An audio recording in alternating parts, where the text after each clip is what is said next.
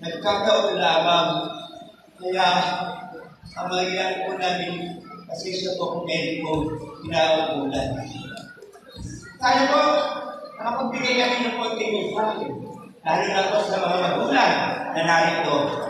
Itaguyod natin ang ating mga anak. Upang hindi sila maging bukha. Bigyan natin sila ng pagkakataon. Kaya natin din ang magulang para ma-check nila, mapulpil nila ang kanilang pagkakito at nang hindi malawasan ang pagiging bukha.